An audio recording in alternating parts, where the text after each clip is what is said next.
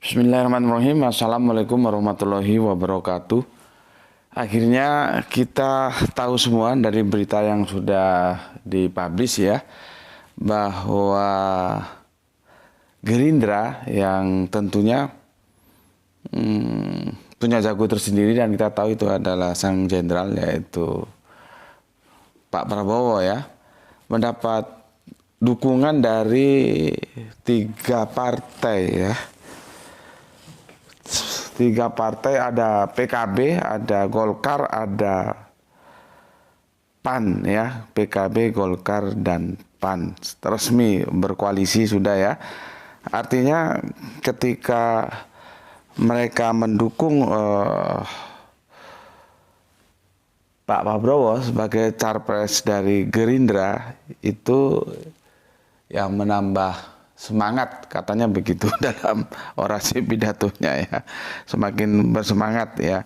Sekarang kita coba satu-satu kupas ya secara singkat. PKB.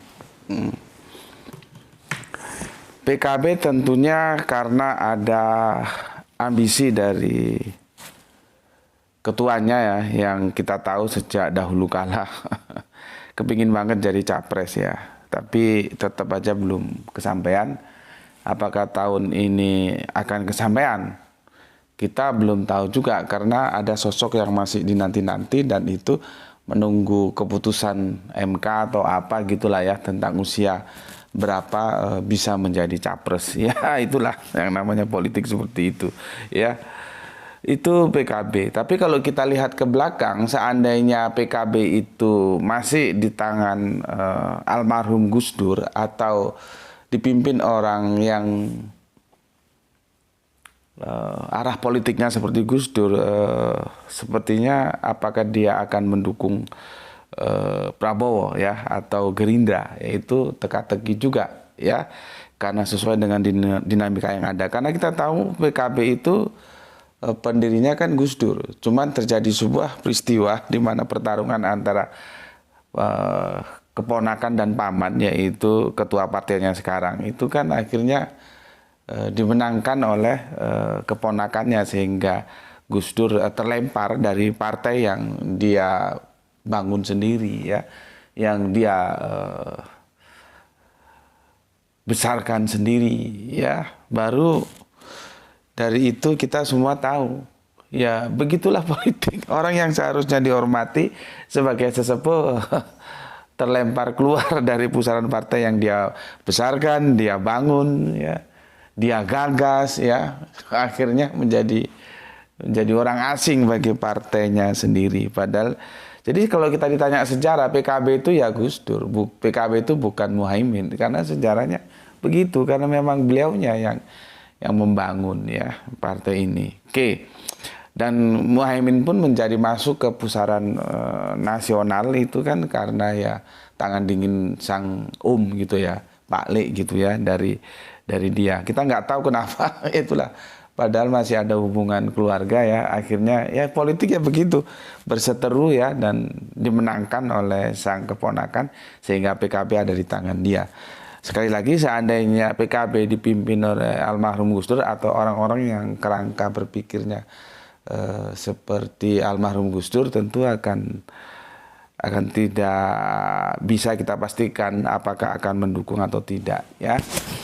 Adapun sekarang mendukung ya, karena kita tahu ketuanya berkeinginan sangat untuk menjadi capres, meskipun ini yang masih wait and see ya. Ada sosok yang belum jelas, karena masih menunggu keputusan undang-undang apakah bisa nyapres atau enggak gitu ya. Kalau itu bisa, tentunya semua nggak ada yang dititipkan kan, artinya ya mendukung, bukan mendukung tanpa syarat ya. Biasanya kan partai itu saya mau dukung kalau capresnya saya, kan begitu ya. Makanya ini masih ada yang ditunggu wait and see ya. Berikutnya PAN ya. Tadi PKB, sekarang PAN ya. PAN, kenapa PAN mendukung Prabowo ya, mendukung Gerindra ya, kita tahu nasibnya hampir sama dengan Gus Dur ya. Karena Amin Rais, ya dimanapun sejarah mengatakan PAN ya Amin Rais. Ya, bukan Zulkifli Hasan. Iya, sekarang Zulkifli Hasan itu apa ketuanya? Bukan. Sejarah akan mencatat PAN itu ya Amin Rais. Dan akhirnya sejarah juga mengatakan Amin Rais harus terdepak dari pusaran politik. Kendaraan politik yang dia bangun sendiri yaitu PAN. Dan menjadi orang asing bagi partai yang dia bangun sendiri. Ya. Jadi sama nasibnya dengan Gus Dur.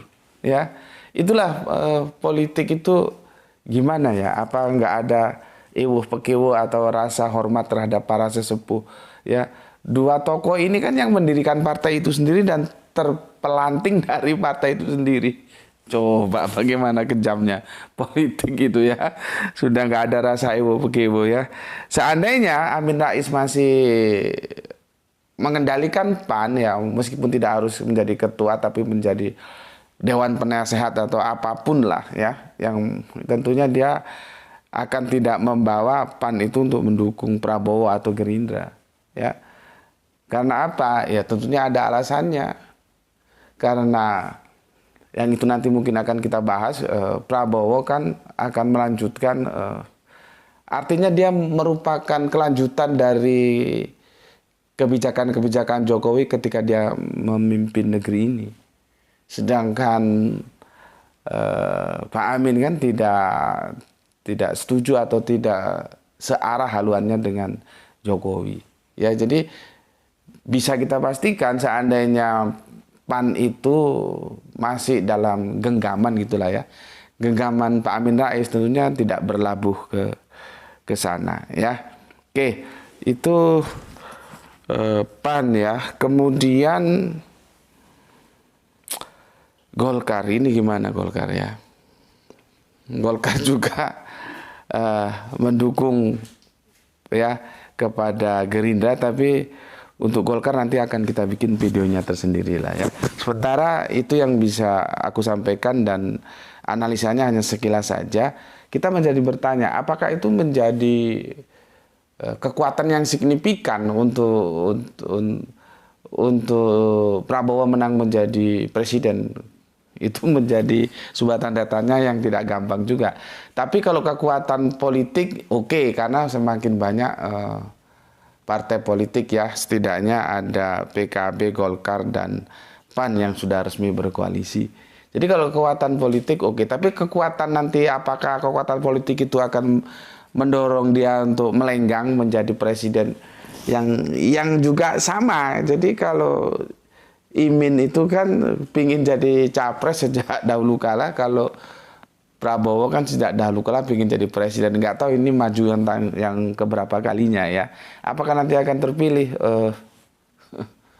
Untuk sementara hitungannya sepertinya enggak ya, enggak begitu signifikan ya untuk membuat Prabowo menjadi bisa melenggang terpilih. Tapi kalau untuk kekuatan politik ya, karena yang dukung partai politik ya aku kira ya kuat. Tapi kan nanti akhirnya kan yang memilih bukan partai politik, memilih rakyat ya.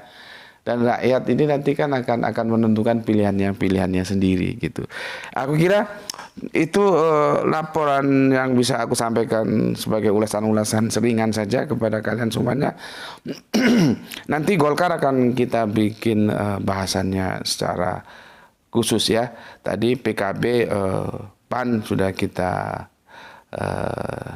diskusikan secara ringan. Oke, sampai di sini dulu. Semoga kita bisa ketemu lagi. Bismillahirrahmanirrahim. Assalamualaikum warahmatullahi wabarakatuh.